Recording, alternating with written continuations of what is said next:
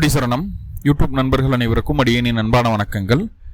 நான் உங்கள் குருமணிகண்டன் பேசுகிறேன், பொள்ளாச்சியிலிருந்து. திருக்கணித பஞ்சாங்கத்தின்படி வரக்கூடிய ஆனி மாதம் மகர ராசி அன்பர்களுக்கு என்ன மாதிரியான பலன்கள் நடக்க காத்திருக்கு அப்படிங்கிற விஷயத்தை இந்த பதிவில் பார்க்க போகிறோம். பாசிட்டிவ் நெகட்டிவ் ரெண்டுமே பார்த்துடலாம். நெகட்டிவ் ஏதாவது இருக்குது அப்படின்னா அதை எப்படி பாசிட்டிவாக மாற்றிக்கிறது, அதற்கான வழிபாட்டு முறைகள் என்ன, அதை எப்படி செய்யணும் அப்படிங்கிற எல்லா விதமான விவரங்களையும் விரிவாக தெளிவாக டீட்டெயில்டாக அந்த பதிவில் பார்த்துடலாம். முதல்ல இந்த மாத துவக்கத்தில் என்ன கிரகநிலைகள் மகர ராசிக்கு இருக்குது, மேலும் இந்த மாதத்தில் என்னென்ன கிரகங்கள் பயிற்சி ஆகுது, அந்த கிரக பயிற்சியால் ஏற்படக்கூடிய மாற்றங்கள் என்னென்ன, இதன் அடிப்படையில் இந்த பதிவானது பதிவு செய்யப்படுது. ஸோ அப்படி பார்க்கும்போது இந்த மாத துவக்கத்தில் என்ன கிரகநிலைகள் மகர ராசிக்கு இருக்குது அப்படின்னு சொல்லி பார்த்துட்டிங்கன்னா, ராசிக்கு 3ஆம் இடத்தில் சனி பகவான் உங்களுடைய ராசிநாதன் அமர்ந்திருக்கிறாரு. ராசிக்கு 2ஆம் இடத்துல தனம் வாக்கு குடும்பஸ்தானத்தில் ராகு பகவான் அமர்ந்திருக்கக்கூடிய ஒரு சூழ்நிலை. ராசிக்கு 4ஆம் இடமான சுகஸ்தானத்தில் உங்களுடைய சுகாதிபதி அப்படின்னு சொல்லக்கூடிய செவ்வாய் பலம் பெற்று அமர்ந்திருக்கக்கூடிய ஒரு அமைப்பு. ராசிக்கு 6ஆம் இடம் அப்படின்னு சொல்லக்கூடிய ருணர் ரோக சத்ருஸ்தானத்தில் உங்களுடைய அட்டமாதிபதியான சூரியன் 6இல் மறைந்திருக்கிறார். சூரியன் 6ல் மறைகிறது அப்படிங்கிறது நல்லது இல்லையா அப்படின்னு கேட்டால் மகரத்துக்கு ரொம்ப நல்ல விஷயம். நிறைய நன்மைகளை சூரியன் தர காத்திருக்கிறாரு, நிறைய மாற்றங்களை தர காத்திருக்காரு. என்ன ஏதுங்கிறத டீட்டெயில்டாக பார்ப்போம். அதே நேரத்தில் உங்களுடைய ராசிக்கு 6ஆம் அதிபதி அப்படின்னு சொல்லக்கூடிய புதன் பகவான் 6ஆம் இடத்தில் பலம் பெற்று அமர்ந்திருக்கிறார். அது ஒரு நல்ல விஷயம். ராசிக்கு 7ஆம் இடத்துல குருவும் சுக்கிரனும் இணைவு. குரு உச்சம் பெற்று உங்கள் ராசியை பார்க்கிறார்.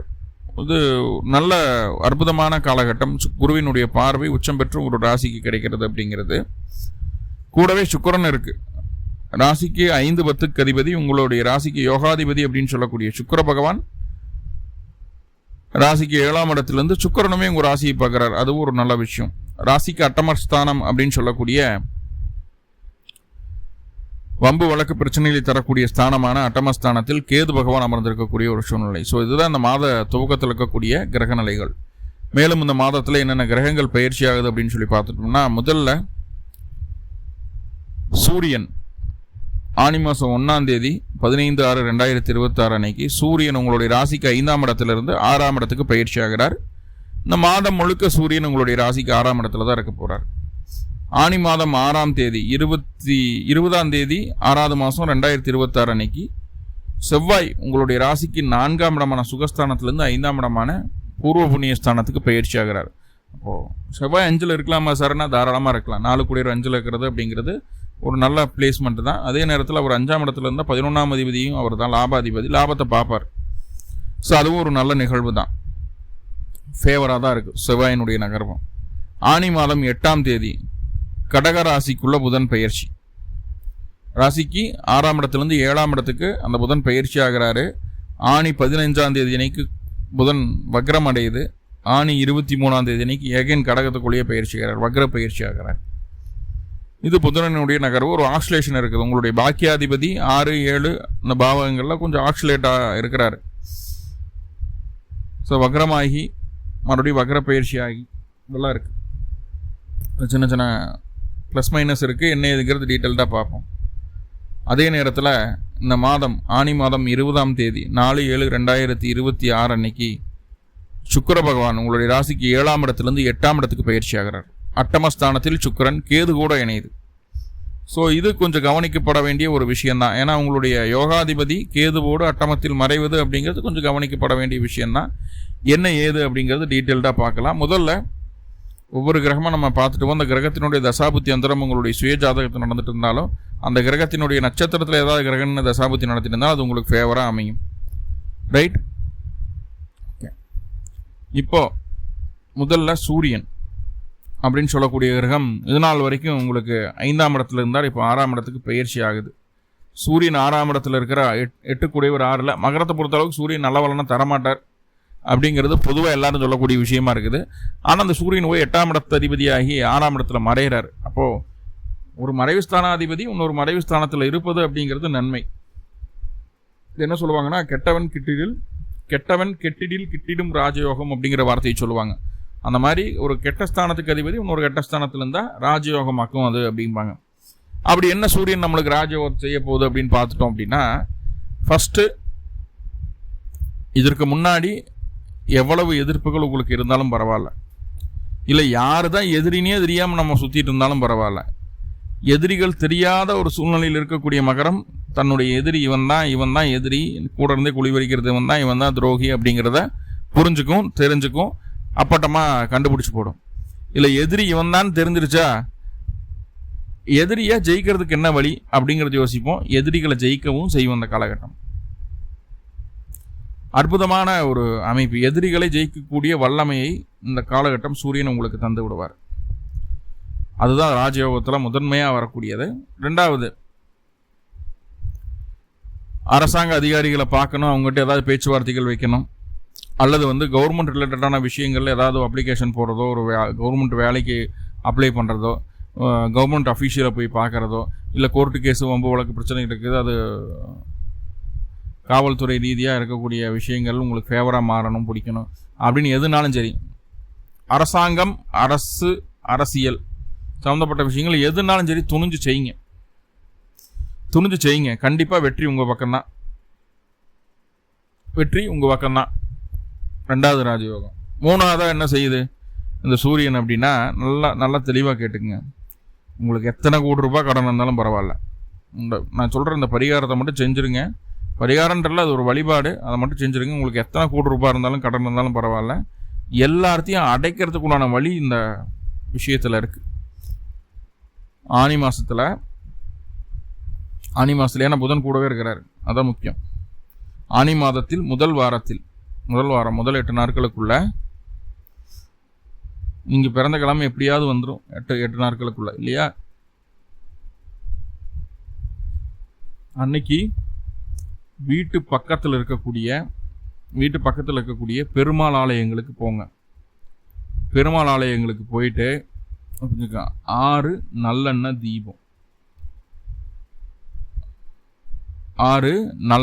தீபம், ஒரு வெத்தலையை கீழே வச்சிருங்க, வெத்தலைக்கு மேலே அந்த தீபத்தை வைங்க. 6 நல்லெண்ணெய் தீபம் போட்டு வாங்க. ஆனி 1ஆம் தேதியிலேருந்து ஆனி 8ஆம் தேதி வரைக்கும். அதுதான் உங்களுக்கு வேலை. காலையில் நேரமே குளிச்சுட்டு பச்சை தண்ணி கூட வாயில் விடக்கூடாது. நேராக கோவிலுக்கு போகிறீங்க, வீட்டு பக்கத்தில் இருக்கிற பெருமாள் கோவிலுக்கு போகிறீங்க, நான் சொல்கிற விஷயத்த செய்கிறீங்க. தீபம் மட்டும் போடுங்க. பெருமாள் கிட்ட கோரிக்கை என்ன கோரிக்கை அப்படின்னா, கடன் தொந்தரவு நீங்கணும்,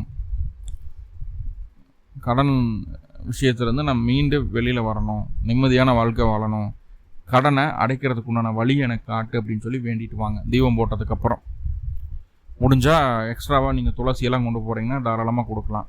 துளசி கூட வில்வம் கொஞ்சம் வாங்குவாங்களா வாங்க மாட்டாங்களா அப்படிங்கிறது உங்களுடைய கோவிலில் பொறுத்தளவுக்கு வாங்கிறதுக்கு வாய்ப்புகள் உண்டு, வாங்கலாம்.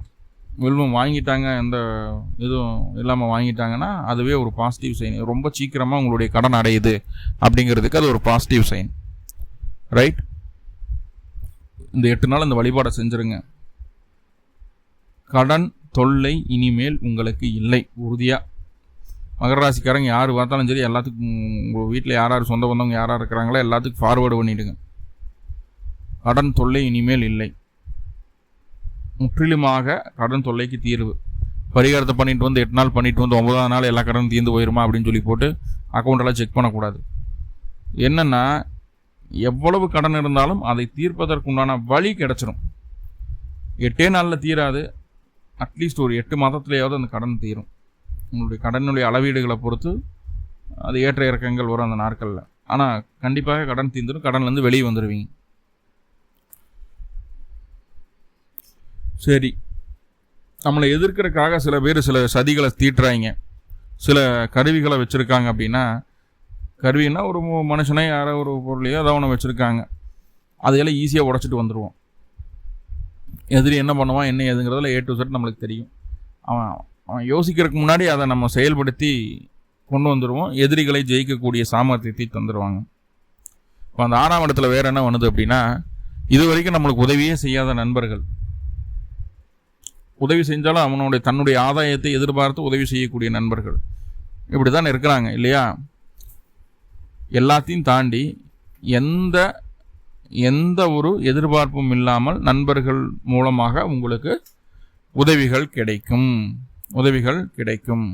ஓகே. அதே போல்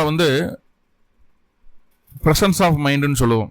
இப்போது ஒரு சூழ்நிலை இப்படி போயிட்டுருக்கு, இப்போ இந்த விஷயத்தை செய்தோம்னா நம்மளுக்கு சாதகமாகாது, இன்னும் கொஞ்சம் வெயிட் பண்ணி பண்ணலாம் அப்படின்ற அந்த சூழலை புரிஞ்சுக்கிட்டு நம்ம செயல்படுறோம் இல்லையா, அந்த சாமர்த்தியம் இந்த காலகட்டம் ரொம்ப சூப்பராக இருக்கும். உங்கள்கிட்ட பொருளாதார ரீதியாக தொய்வுகள் இருந்ததுன்னா அந்த தொய்வு நீங்கி வருமானத்தை அதிகரிக்கிறதுக்கு உண்டான வழி கிடைக்கும்.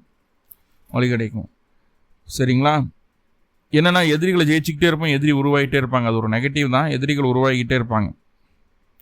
அதே போல் இதில் வந்து 6ஆம் இடத்துல சூரியன் இருக்கிறதுனால சின்ன குறைபாடுகளும் இருக்குது. என்ன அப்படின்னு பார்த்துட்டிங்கன்னா, இந்த மார்பு சம்மந்தமான விஷயங்களில் செஸ்ட்டு, ஹார்ட்டு, லிவர் சம்மந்தமான விஷயங்கள் ஏதாவது தொந்தரவுகள் இருந்து பல்முனரி ப்ராப்ளம் இருக்குது அப்படின்னா அவங்களாம் அந்த காலகட்டம் ரொம்ப கவனமாக இருக்கணும். ரொம்ப கவனமாக இருக்கணும். ஏன்னா மருத்துவ செலவுகள் அதிகரிக்கிறதுக்கு வாய்ப்புகள் உண்டு. உடல் உஷ்ணம் அதிகரிக்கும். அதாவது சூடான உணவுகளை நல்ல ஃப்ரெஷ்ஷாக சமைச்ச உணவுகளை சாப்பிடுங்க, கண்டதை சாப்பிட வேண்டாம். ஃபுட் பாய்சன் ஆகிறதுக்கு வாய்ப்புகள் உண்டு. காய்ச்சல், தலைவலி ரொம்ப அதிகமாக இருக்கிறதுக்கு வாய்ப்பு உண்டு. காய்ச்சல் வர்றதுக்கும் வாய்ப்புகள் உண்டு. உஷ்ண சம்மந்தமான பிரச்சனைகள் வரும். அதே நேரத்தில் கண் சம்மந்தப்பட்ட விஷயங்களில் பிரச்சனை இருக்கக்கூடிய நபர்கள் இந்த காலகட்டம் ஆப்ரேட் பண்ணுறது பிடிக்கிறது இதெல்லாம் தாராளமாக பண்ணலாம். அதில் எந்த மாற்றுக்கிறதுக்கு இடமில்லை. இரவு நேரங்களில் தூக்கம் 70-80% குறைஞ்சு போயிடும், அதுவும் இருக்குது. சரி, இதெல்லாம் சரி. அதை தாண்டி ஒரு நல்ல விஷயம் என்ன தெரியுங்களா, என்ன வேணால் நடந்துட்டு போட்டு எனக்கு ஒன்றுமே ஆகாது, காயில் நல்லா இருக்குது, கெட்டியாக இருக்குது, வரதை பார்த்துக்கலாம் அப்படிங்கிற ஒரு மன தைரியத்தையும் கொடுக்குது. இதுதான் முக்கியம். ஸோ இத்தனை பிரச்சனைகளையும் கொடுத்து மன தைரியத்தையும் நம்மளுக்கு அசால்ட்டாக அது கொடுத்துட்டு போயிடுது. இப்போ 8ஆம் அதிபதி 6ல் போய் மறையிறாரு. இது என்ன அப்படின்னு பார்த்துட்டோம்னா, ஆல்ரெடி உடல் தொந்தரவுகள் நான் முக்கியமாக சொன்ன மாதிரி இருதயம், நுரையீரல், கணையம், கல்லீரல் இது சம்மந்தமான விஷயங்களில் தொந்தரவுகள் இருந்ததுன்னா அது மேலும் அதிகரிக்காமல் பார்த்துக்குங்க. அதனுடைய நோயினுடைய வீரியம் அதிகமாகுது. முக்கியமாக அந்த டயாபெட்டிக் பேஷண்ட்டுக்கு, ப்ரெஷர் இருக்கிறவங்களுக்கு, அல்சரேஷன் இருக்கிறவங்களுக்கு, ஃபேட்டி லிவர் இருக்கிறவங்களுக்கெல்லாம் இந்த காலகட்டம் அந்தளவுக்கு ஃபேவரான ஒரு சூழ்நிலை இல்லை. மேலும் உணவு முறையில் சரியாக இல்லாமல் மேலும் உடலை வருத்தி கொள்ள வேண்டாம் அப்படிங்கிறது என்னுடைய தாழ்மையான வேண்டுகோளாக இருக்குது. ஏன்னா இப்போ கொஞ்சம் ரெக்கவர் ஆகாமல் கொஞ்சம் நோய் அதிகரிச்சுன்னா மறுபடியும் திருப்பி நல்ல ஸ்டேஜுக்கு கொண்டு வரது ரொம்ப கஷ்டமாக போயிடும். ரைட்? அதே போல் இந்த காலகட்டம் பாருங்கள், சர்பத்தை பார்ப்பதற்குண்டான வாய்ப்புகளை சொல்கிறது.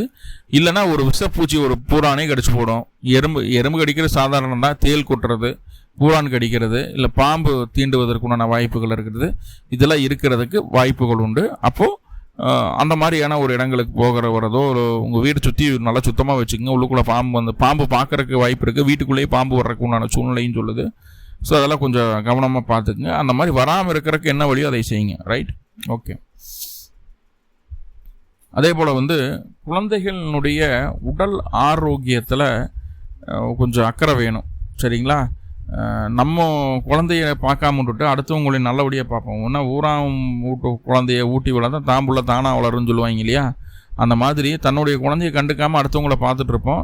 நம்ம குழந்தை நம்மளுக்கு தெரியாமல் பல விஷயங்களை செய்திடும். அதனால் முதல்ல உங்கள் குழந்தையின் மீது கான்சன்ட்ரேஷன் வேணும் அதிகமாக. எப்போவுமே மகர ராசி என்ன ஒன்றும் தெரியுங்களா, எல்லா குழந்தைகளும் நல்ல குழந்தைங்க தான், எல்லாரும் நம்ம குழந்தைங்க தான் அப்படின்னு நினைக்கும். அந்த நல்ல மனசு மகர ராசிக்காரங்களுக்கு இருக்குது இல்லையா? அப்படிப்பட்ட மனசுக்காரங்களுக்கே அடுத்தவங்களுக்கு நீங்கள் பார்க்கும்போது உங்கள் குழந்தை ரொம்ப கஷ்டப்படுற மாதிரியான ஒரு சூழ்நிலையை கொடுத்துட்டு ஹெல்த் ரிலேட்டடான இஷ்யூஸ் வர்றதுக்கு வாய்ப்பு இருக்குது. கவனமாக பார்த்துக்குங்க அப்படிங்கிறத சொல்கிறேன். சூரியன் அப்படின்னு சொல்லக்கூடிய கிரகம் 8ஆம் அதிபதி ஆனாலும் 6ல் இருந்தாலும் இத்தனை நன்மைகளை செய்கிறாரு, இத்தனை நன்மைகளை சொல்கிறாரு. அதே நேரத்தில் சொந்த ஊரை விட்டு வெளியூர், வெளிமாநில, வெளிநாட்டு பயணம் மேற்கொள்ள வேண்டிய ஒரு கட்டாயம் ஏற்படக்கூடிய ஒரு அமைப்பு. இல்லை அதுக்காக முயற்சி எடுத்துகிட்டு இருந்தீங்கன்னா அது கண்டிப்பாக நம்மளுக்கு நடக்கிறதுக்குண்டான வாய்ப்புகள் இருக்குது. இந்த டயாபெட்டிக் பேஷண்ட்டுக்கு அந்த பாத எரிச்சல் இருக்கு இல்லையா, கால் பாதம், கணுக்கால், இதெல்லாம் பயங்கரமான எரிச்சலை உணரக்கூடிய ஒரு சூழ்நிலை. அப்படியே தகன்னு இருக்கும், காலை கீழே வைக்க முடியாது அப்படின்ற மாதிரியான ஒரு சூழ்நிலைகள் இருக்கும். முடிந்த அளவு சுகரை கண்ட்ரோலாக வச்சுக்கிறதுக்கு பார்த்துக்குங்க மகர ராசி. இல்லைன்னா கொஞ்சம் டேஞ்சராக தான் காட்டுது. என்னென்னா மருத்துவ செலவு வச்சிடும். மறுபடியும் மருந்து மாத்திரை சேர்த்து சாப்பிட்ணும். மருந்து மாத்திரை சாப்பிடக்கூடாதுங்கிறதுக்காகவே சுகரை கண்ட்ரோல் பண்ணணும். ஏன்னா அவ்வளோ மருந்து கொடுக்குறாங்க. ஓகே. ஆனி மாதம் 6ஆம் தேதி செவ்வாய் உங்களுடைய ராசிக்கு 4ஆம் இடத்துலேருந்து 5ஆம் இடத்துக்கு பயிற்சி ஆகிறாரு. செவ்வாய் 5ல், 4ஆம் அதிபதி 5ல். இது எப்பேற்பட்ட யோகம் தெரியுங்களா? எண்ணம், செயல், சிந்தனை எல்லாமே தீர்க்கமாக, நிலையாக, நிதானமாக இருக்கும். யார் என்ன சொன்னாலும் கேட்கக்கூடாது, பிடிக்கக்கூடாது அப்படிங்கிற விஷயத்தெல்லாம் தாண்டி நம்மளுடைய அறிவை பயன்படுத்தி நம்ம செயல்பட்டாலே, நம்ம பிளான் பண்ணாலே நம்ம ஜெயிச்சிடலாம் அப்படிங்கிற ஒரு தன்னம்பிக்கை மனசுக்குள்ளே வர்றதுக்கு உண்டான ஒரு நல்ல சான்ஸ், நல்ல ஒரு சூழல் அந்த செவ்வாய் அப்படின்னு சொல்லக்கூடிய கிரகம் 5ஆம் இடத்தில் இருப்பது. முதல்ல சந்தோஷம், நிம்மதி அப்படிங்கிறது கிடைக்கும். யாருனால? உறவுகள்னால, தாய் வழி உறவுகள்னால கிடைக்கும். மூத்த சகோதரம், பாலிய நண்பர்கள் மூலமாக மன நிம்மதியும் சந்தோஷமும் உண்டாகுது. ரைட். நேர்மையாக செயல்படணுன்ற எண்ணம் இருக்கும். கௌரவமான விஷயங்களை, எது நம்ம ஒரு விஷயத்தை செய்தோம்னா எது மற்றவர்களை ஈர்க்கக்கூடிய விஷயமோ அதை தான் செய்வோம். ஏன்னா தானோன்னு ஒரு விஷயத்தை செய்கிறதுக்கு நம்ம ஆள் கிடையாது அப்படிங்கிறத மனசார ஏற்றுக்கும், புரிஞ்சுக்கும். அதே சுய வருமானத்தை அதிகரிப்பதற்குண்டான முயற்சிகள் பலதும் செய்வோம். அதே நேரத்தில் சுய வருமானத்தை அதிகரிக்கக்கூடிய முயற்சிகள் பலதும் செய்வோம். அதே நேரத்தில் வேலைக்கு போயிட்டு இருக்கக்கூடிய நபர்கள் கூட சொந்த காலம் நிற்கணும், சுய வருமானத்தை செய்யணும் அப்படிங்கிற விருப்பத்தை ஏற்படுத்திக்குவோம். ரைட். பாருங்க சாமி, செவ்வாய் 5ஆம் இடத்துக்கு போயாச்சு, 4 கூடிய 5க்கு போயாச்சு அப்படின்னாவே ஒரு நல்ல விஷயம் என்னென்னா, யாரெல்லாம் உங்களுடைய குலத்தொழிலை செய்கிறீங்களோ, உங்களுடைய தாத்தா பண்ணது, உங்கள் தந்தை பண்ணது, வழி வழியாக நாங்கள் இந்த பிஸ்னஸ் தான் பண்ணிகிட்டு இருக்கோம். இப்போ நான் சொன்னேன்னா என்னோடய தாத்தா, கொள்ளு தாத்தா, அவங்க எல்லாருமே அஸ்ட்ராலஜியில் இருந்துருக்குறாங்க. அதிலிருந்து வந்து அதுக்கப்புறம் கூட பிறந்தவங்க நிறையா பேர், அவங்க தாத்தா கூட பிறந்து 8 பேர் இருந்திருக்காங்க. இந்த 3 பேர் அஸ்ட்ராலஜர்ஸு. ஸோ அப்படி அந்த வழியில் வந்தது நான் சொல்லுவேன், நான் குலத்தொழில் செய்கிறேன் அப்படின்னு சொல்லுவேன். அதை மாதிரி வழியாக உங்களுடைய முன்னோர்கள் செய்த தொழில் நீங்கள் செய்கிறீங்க அப்படின்னா இந்த மாதம் உங்களுக்கு கண்டிப்பாக தொழிலில் மிகப்பெரிய நல்ல மாற்றங்கள் காத்துட்ருக்குது. இது வந்து எக்கனாமிக்கல் குரோத்தை ஆல்ரெடி இருக்கிறத 2 மடங்கு உயர்த்துறதுக்கு உண்டான வேலை நடக்க போகுது அப்படிங்கிறத சொல்லுது. ஸோ ரொம்ப ரொம்ப ஃபேவரான ஒரு காலகட்டம் குலத்தொழில் செய்யக்கூடிய மகர ராசி அன்பர்களுக்கு. நல்லாயிருக்கும், ரொம்பவே நல்லாயிருக்கும். பூர்வீகத்தில் இருந்து வந்த பிரச்சனைகள் நீங்கும். முக்கியமாக அந்த உயில் சொத்து சம்மந்தமான, ஏன்னா செவ்வாய் 5ல் இருக்கிறாரு, 8ஆம் இடத்தை பார்ப்பார்.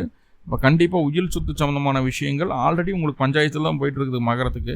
எப்போ 8ல் கேது வந்து உட்கார்ந்தாரோ அப்போவே அதை பேசலாமா வேண்டாமா, செய்யலாமா வேண்டாமா அப்படிங்கிற குழப்பங்கள் இருந்துகிட்டு இருக்கும். செவ்வாய் வந்து எரியிறுதியில் எண்ணெய் ஊற்றுற மாதிரி பேசலாமா வேணாமான்னு என்ன யோசிச்சுக்கிற, பேசி விடு அப்படின்னு சொல்லி போட்டு பிரச்சனை இழுத்துட்டு போயிடுவார். முடிஞ்ச அளவுக்கு இந்த காலகட்டம் உயில் சொத்து சம்மந்தமான விஷயங்களில் எந்த விதமான பேச்சுவார்த்தைகளும் செய்யாமல் இருப்பது நல்லது. 5ஆம் இடத்தில் செவ்வாய் இருக்கும்போது, 4ஆம் அதிபதியாகி 5ல் செவ்வாய் இருக்கும்போது பொருளாதாரத்தில் இருந்து வந்த தடைகளை நீக்கி உங்களுடைய திறமையை பயன்படுத்தி பொருளாதாரத்தை மேன்மையடைய செய்யக்கூடிய ஒரு அமைப்பையும் சொல்லுது. சரி, அவர் 4ஆம் அதிபதியாகி அங்கே இருந்துட்டாரு, அதுக்கெல்லாம் பேசுகிறோம் நம்ம. அப்போ 11ஆம் அதிபதியும் ஆயிடுச்சே. அதிக ஆசைகளை குறைத்து கொள்ள வேண்டும். என்ன சாமி, 11ஆம் இடம் அப்படிங்கிறது ஆசைகள் நிறைவேறக்கூடிய ஸ்தானம். நீங்கள் ஆசைகளை குறைச்சிக்கணுங்கிறீங்க அப்படின்னா மகரத்துக்கு 11ஆம் இடம் பாதகம். செவ்வாய் அவசர கிரகம். அதிகமாக ஆசைப்பட்டு முக்கியமான விஷயத்தில் நல்ல வாய்ப்புகளை மிஸ் பண்ணிடுவோம். ஆசைகள் இல்லை அப்படின்னா நிதானமாக செயல்பட்டு வாய்ப்பை சரியாக பயன்படுத்தி ஜெயிச்சுன்னு வந்துடுவோம். குழந்தை பேர் இல்லாதவங்களுக்கு குழந்தை பேர் கிடைக்கிறதுக்குண்டான வாய்ப்புகளை சொல்ல அதுக்கான முயற்சிகளை தாராளமாக எடுக்கலாம். அந்த காலகட்டம் செவ்வாயினுடைய ஆதிக்கம் இருக்கும் பட்சத்தில் கண்டிப்பாக அந்த காலகட்டம் குழந்தை பேர் கிடைக்கிறதுக்கு வாய்ப்புகள் உண்டு. படிப்பு சம்பந்தமான விஷயங்களில் நல்ல ஒரு மாற்றம். புதுசாக ஏதாவது கோர்ஸ் கற்றுக்கலாம், ஒரு 6 மாதம் கோர்ஸ் கற்றுக்கலாம், ஒரு வருஷம் கோர்ஸ் கற்றுக்கலாம் அப்படின்னு நினச்சிட்டிங்கன்னா, நீங்கள் வேலைக்கு போய்ட்டு இருந்தாலும் புதுசாக கோர்ஸ் கற்றுக்கிறதுக்கு வாய்ப்பு உண்டு. அப்படி கற்றுக்கிட்டிங்கன்னா அந்த கோர்ஸ்னால நல்ல ஒரு பெனிஃபிட், நல்ல ஒரு ஹைக் கிடைக்கிறதுக்கு உங்களுக்கு வாய்ப்புகள் இருக்குது. புதிய விஷயங்களை கற்றுக்கொள்ளணுங்கிற ஆர்வம் அதிகமாக இருக்கும். எதையுமே நேர்மையாக செய்யணும் அப்படிங்கிற எண்ணம் இருக்கும். உங்களுடைய சமயத்தின் மீது, உங்களுடைய சமூகத்தின் மீது, உங்களுடைய உறவுகளின் மீது அதிக பற்றுதல் வைக்கக்கூடிய ஒரு சூழ்நிலையை சொல்லுது. எதையுமே வந்து டேக் இட் ஈஸியாக எடுத்துக்குவோம். ரிலாக்ஸ்டாக, இன்பமாக, சந்தோஷமாக எடுத்துக்கிறதுக்கு உண்டான மனநிலைமை தான் இருக்கும். ஏன்னா 5ஆம் இடம் அப்படிங்கிறது ஆள் மனது. 11ஆம் அதிபதி வெற்றியை தரக்கூடிய கிரகம். எதையும் டேக் இட் ஈஸியாக எடுத்துக்குவோம். ரொம்ப மண்டக்குள்ளே ஓட்டாந்தாண்டா டென்ஷனு, எதுக்கு நம்ம மண்டக்குள்ளே ஓடணும், போ நடக்கிறது தான் நடக்கும், பார்த்துக்கலாம் அப்படின்ற ஒரு மைண்ட் செட்டுக்குள்ளே வந்துடுவோம். கடன் குறைவதற்குண்டான வாய்ப்புகளையும் இந்த செவ்வாயும் அதுக்குண்டான வேலைகளை செய்யுது. 6ஆம் இடத்து சூரியன் மட்டும் இல்லை, செவ்வாயும் அதுக்குண்டான வேலைகளை செய்யுது. ஓகே, இப்போ செவ்வாய் டைரெக்டாக 5ஆம் இடத்துல பாவம் மற்ற விஷயங்களெல்லாம் தாண்டி செவ்வாய் 5ஆம் இடத்துல இருக்கிறார் அப்படின்னா இங்கே தான் பெரிய ஒரு செக்கே இருக்குது. செவ்வாய் என்ன பண்ணுவார் அப்படிங்கிறத பாருங்கள். 5ஆம் இடத்துல செவ்வாய் இருந்ததுன்னா வேலையை விட்டுருவாங்க, தொழிலை விட்டுருவாங்க, குழந்தைகளை விட்டுருவாங்க, எல்லாம் சரி. கணவன் மனைவியாக ஒன்றா சந்தோஷமாக இருக்கணும் அப்படிங்கிறதுல இன்பம், அந்த இன்பம் வேணும் அப்படிங்கிறதுல ஆர்வம் அதிகமாகிடும். எத்தனை வயசாக இருந்தாலும் பரவாயில்ல. ஏன் அப்படி சொல்கிறேன்னா, அது ஹார்மோன் பிளானட்டு. அது வந்து 5ஆம் இடத்துல போய் உட்காருது. ஆழ்மனதில் இருக்கக்கூடிய ஆசைகள், இல்லற சம்பந்தமான ஆசைகள் அதிகமாக வெளிப்படக்கூடிய ஒரு காலகட்டம். இதில் இன்னொரு சிக்கலும் இருக்குது. என்னென்னா, நம்ம ஆசைப்படுறோம், அதே மாதிரி நம்மளுடைய ஆப்போசிட் ஜெண்டர் நினைக்கணும் இல்லையா? நினைக்காத போது கோபம் அதிகமாகுது. நினைக்கலன்னு தெரிஞ்சாலே கோபம் வந்துடும். முன்கோபம் அதிகமாகும். 5ஆம் இடத்துல செவ்வாய் இருந்தது அப்படின்னா முன்கோபம் அதிகமாகி கணவன் மனைவிக்குள்ள அது ஒரு பிரச்சனையாக வந்துடும். அது கொஞ்சம் பார்த்து, சிக்கலான ஒரு சுருள் தான், பார்த்து சுத்தணும் அப்படின்னு சொல்கிறாங்க இல்லையா? அந்த மாதிரி கொஞ்சம் பார்த்து அதை கவனமாக ஹேண்டில் பண்ணணும். மற்றபடி வந்து 5ஆம் இடத்துல செவ்வாய் இருந்ததுன்னா கஷ்டப்படுறவங்களுக்கு உதவுறதுல இவங்கள போல யாரும் கிடையாது. 5ஆம் இடத்து செவ்வாய் அப்படி ஹெல்ப் பண்ணும். எதிரியா துரோகியாக இருந்தால் கூட சரி, உதவி செய்யாமல் போகாது. ரைட். இன்னொன்று என்னென்னா, 5ஆம் இடத்துல செவ்வாய் வந்துச்சுன்னா குழந்தைக்கும் உங்களுக்கும் இடையே இருக்கக்கூடிய கருத்து ஒற்றுமையாக இருக்காது. கருத்து வேற்றுமை நிலவும். 2 பேர்த்துக்குள்ளே கான்ட்ரவர்சியாகி சின்ன சின்னதாக சண்டைகள்லாம் வந்து போகிறதுக்குண்டான வாய்ப்புகளை சொல்லுது. ரைட். லாட்ரி சம்பந்தமான விஷயங்கள்ல பெருசாக உள்ளே போகாமல் பார்த்துக்கிறது நல்லது. முக்கியமாக 5ஆம் இடத்து செவ்வாயினுடைய ஒரு குறை என்னன்னு தெரியுங்களா? பெண்கள் கிட்ட இருந்து எதிர்ப்புகள் நம்மளுக்கு வர்றதுக்கு வாய்ப்புகள் உண்டு. அதே போல் வயிறு சம்பந்தமான தொந்தரவுகள், சாப்பிட்டா அப்படியே ஏப்பம் வந்துட்டே இருக்கிறது, சரியாக டைஜஷன் ஆகாமல் போகிறது, இதெல்லாம் வந்து வர்றதுக்கு வாய்ப்புகள் உண்டு. அதிகமாக பொய் சொல்ல வேண்டிய கட்டாயம் நம்மளுக்கு ஏற்படும். பொய் சொல்கிறதுனா நல்ல விஷயத்துக்காக பொய் சொல்லுவோம். தெய்வ காரியங்கள் ஈடுபடும் போது நிறைய மந்திரங்களை கற்றுக்கிறதுக்குண்டான வாய்ப்புகள் உண்டு. மந்திர சித்தியாகக்கூடிய ஒரு அமைப்பாக இருக்குது. ஏதாவது தெய்வங்களை பிரார்த்தனை பண்ணிட்டு இருக்கீங்க, உபாசனை பண்ணிட்டு இருக்கிறீங்கன்னா அந்த தெய்வத்தினுடைய மந்திரத்தை சித்தி பண்ணுறதுக்கு ஒரு அற்புதமான காலகட்டம் அது. குழந்தைகளோட முன்னேற்றத்தை நம்ம கண் முன்னாடி பார்ப்போம். அவங்க முன்னேறி வர்றதுனால சின்னதாக பொறாமை மனசுக்குள்ளே இருக்கும். அதை பற்றி யோசிக்கவும், உங்கள் குழந்தை நல்லா இருக்குது, அவங்க தான் நல்லா இருக்கிறாங்க, அவங்க நல்லா டெவலப் ஆகி வராங்க, சந்தோஷம் மட்டும் படுங்க, பொறாமப்பட வேண்டாம். பொறாமை என்ன குழந்தைகிட்ட வரும், அதே போல் அக்கம் பக்கத்தில் இருக்கிறவங்களை பார்த்து நம்மளுக்கு பொறாமை வரும். ஸோ அதை மட்டும் கொஞ்சம் கவனமாக பார்த்துக்கிடுங்க. இந்த புதன் பகவான் ராசிக்கு 6ஆம் இடத்துலேருந்து ராசிக்கு 7ஆம் இடத்துக்கு புதன் வர்றாரு. 7ஆம் இடத்துல புதன் இருக்கிறது அப்படிங்கிறது வந்து வாழ்க்கை துணை எப்படி இருக்கும் தெரியுங்களா? உங்களுடைய வாழ்க்கை துணை, நீங்கள் தான் ரொம்ப டெம்பராக இப்படின்ட்டு இருக்கிறீங்க. உங்களோட வாழ்க்கை துணை அப்படியே ஜாலியாக இருப்பாங்க. குறும்புத்தனமாக இருக்கக்கூடிய ஒரு அமைப்புகளை சொல்லுது. 7ஆம் இடத்துல போய் புதன் இருந்தது அப்படின்னா தாய் வழி உறவுகள் உங்களுக்கு சாதகமாக இருப்பாங்க. தாயாரனுடைய உடல் ரீதியாக இருந்து வந்த பிரச்சனைகள் நீங்கும். வாக்குவாதம் போயிட்டா நீங்கள் ஜெயிச்சிருவீங்க. யாருக்கிட்ட எப்படி பேசணும், என்ன ஒன்று என்ன இதுங்கிறதுல A to Z தெரியும். அதெல்லாம் பேசிடுவீங்க. ஒரு நல்ல இடத்துல வரன் தேடிட்டு இருக்கீங்க, உங்களுக்கான தோதுவான ஒரு இடம் கிடைக்க மாட்டேதுன்னா இந்த காலகட்டம் கண்டிப்பாக கிடைக்கிறதுக்கு வாய்ப்பு இருக்குது. அதுவும் ரொம்ப பர்டிகுலராக சொல்ல போனால் ஆனி மாதம் 6ஆம் தேதியிலேருந்து ஆனி மாதம் 23ஆம் தேதிக்குள்ளே அது நடக்கும்.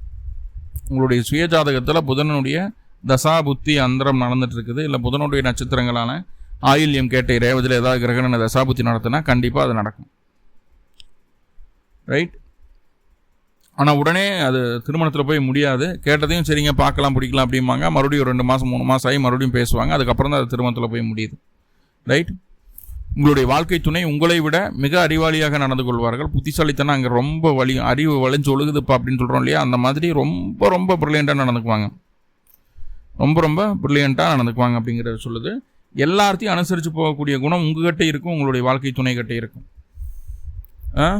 அதுவும் ஒரு நல்ல விஷயந்தான். எல்லாரும் பாராட்டுற மாதிரியான செயல்பாடுகளை நம்ம செய்ய மாட்டோம், வாழ்க்கை துணை செய்யும்.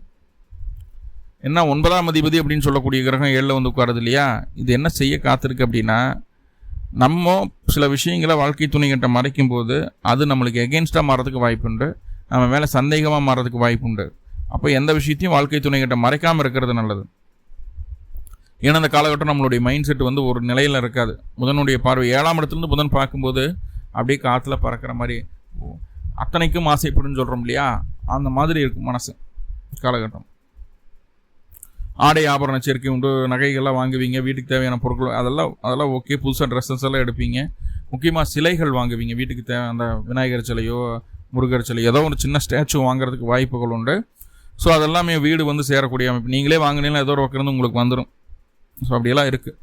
சார் சுக்கிரன் சொல்லும்போது தான் 7ஆம் இடத்துல இருக்கக்கூடிய சுக்கிரன் மனசில் என்ன நினைக்கிறீங்களோ எல்லாத்தையும் நிறைவேற்றுறதுக்கு என்ன வேலையோ அதை செய்வார்.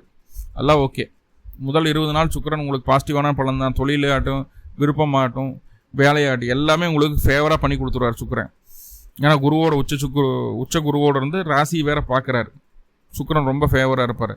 20ஆம் தேதிக்கு மேலே உங்களுடைய விருப்பத்தை வெளியில் சொல்லாதீங்க. 20ஆம் தேதிக்கு மேலே சின்ன சின்ன சிக்கல்கள் இருக்குது. குழந்தையினுடைய ஆரோக்கியத்தில் கவனம் வேணும் அப்படின்னு நிறையா இருக்குது. ஸோ அதை தனிப்பதிவாக பார்க்கலாம். இப்போது நிறைய பாசிட்டிவ் இருக்குது, சின்ன சின்ன நெகட்டிவ் சரி பண்ணுறதுக்கு என்ன வழி?